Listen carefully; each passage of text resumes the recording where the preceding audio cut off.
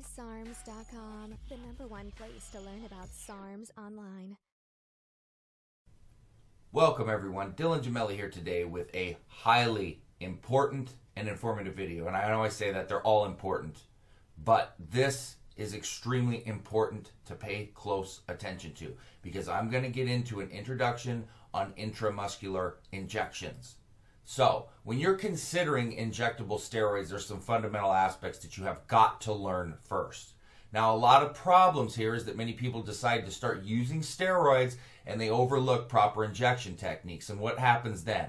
Well, it jeopardizes the user's health in a variety of ways. So, for instance, poor injection technique can lead to abscess, infection, nerve damage, and many other serious consequences. And we've all heard the horror stories on what can go wrong with intramuscular injections. So let's go over the steps that we need to follow for a safe intramuscular injection. Number one is sterilization. Sterilization is the most important part of any injection that you do. Because remember, you are about to inject a foreign substance into your body, and there can be no room for error. So any and all materials should be 100% sterile. Needles and syringes are for single use only. They should always be properly sealed in packaging with no evidence of prior use. All vials should be fully sterilized with an alcohol swab prior to using them. Now, injection sites should be swabbed with rubbing alcohol to sterilize the areas. All right, and you never touch the needle tip with your hands or fingers, ever. Do not do it. It's a good practice to use separate needles for drawing and injecting the substances that you're using, and this is to ensure a really sharp and sterile tip. Now, moving forward, we go to use of the proper needle. An intramuscular injection is just that, into the muscle. But many individuals are going to fail to use needles appropriate for the site that they're injecting in. Using a needle that is too short is going to prevent the oil from reaching your muscle tissue. And this leads to oil being trapped in the subcutaneous layer right before the muscle tissue. And when the oil doesn't reach the muscle tissue, the body doesn't absorb it efficiently. And the trapped oil can cause abscess and infection, and that can be accompanied by severe discomfort and bruising in the injection site. Now, in the opposite situation, using a needle that is too long and going too deep can puncture vital structures of the human body, such as nerves, arteries, lymphatic ducts, and many other things that you should never want to pierce or inject. All right, so let's talk about injecting the proper amount of oil. The muscle group that you inject in can safely accommodate only a certain amount of oil. Now, this amount will obviously vary from person to person, depending on muscle mass as well as experience. And it's safe to say that anyone starting out should limit injections to like 1 cc at a time. So let's talk about some pre-injection techniques. There's several things that can be done before injecting, which can make the experience more pleasant and a lot less painful. Number one is take a warm shower before you inject, because for some this relaxes the body and it's going to relieve tension in the muscle. Number two is warm the vial slightly above room temperature by rolling it in your palms for about 5 to 10 minutes. Number three, massage the injection site before injecting.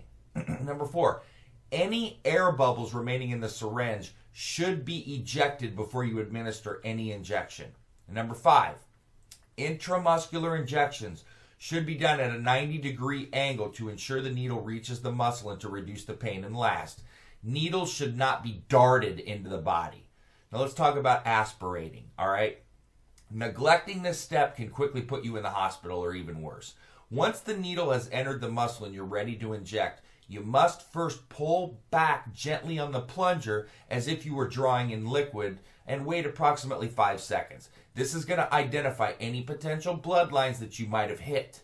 If you do not see blood enter the needle, you're good to inject the oil from the syringe. But if blood enters, you need to withdraw the needle completely and start over, because this means that you've entered a bloodline. And this step is often overlooked because, injecting anabolic steroids, into the bloodstream, it can be dangerous, okay? It can even cause you death if you don't know, if you hit it just right. So you do not want to overlook this.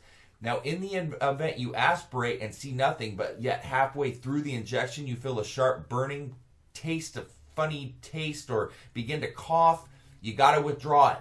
Chances are you went through a bloodline initially, and the injected oil is starting to seep in. Now, If the aspiration went well, then you can proceed slowly and carefully to begin the act of injecting. Do not force the plunger of the syringe down. Injection should be slow and steady. It's not a sprint or a race. Once you've actually cleared the syringe of fluid, you need to pause for a brief moment and then slowly withdraw the needle. After the needle's been removed from the injection site, immediately apply pressure on the injection area with an alcohol swab or a sterilized cotton pad. Now, post-injection.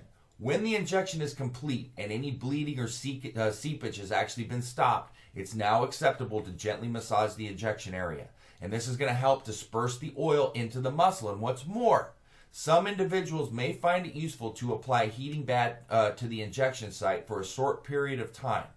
Due to the nature of certain compounds being injected into the muscle tissue, getting gentle massaging and actually applied heat can actually alleviate soreness and swelling as the compound settles into the muscle tissue. Now, in the event that you withdraw the needle and experience excess bleeding from the injection site, do not panic whatsoever. Just immediately apply a sterile alcohol swab or cotton pad and apply pressure to the site. So, with this basic introduction to intramuscular injections, you now have the necessary knowledge to actually safely administer your injection. And there are several injection sites to choose from, many of which depend upon the volume of fluid that you're actually injecting. Several injection methods also exist, and they can be used as one becomes more experienced in intramuscular injections. Now, meanwhile, inexperienced individuals should begin with the basic injection guide that I've discussed and talked about to ensure a safe and efficient intramuscular injection. So, that is the beginner guide to intramuscular injections. I just hope everybody really pays close attention to this and follows the rules that I've given. So, Dylan Gemelli signing off.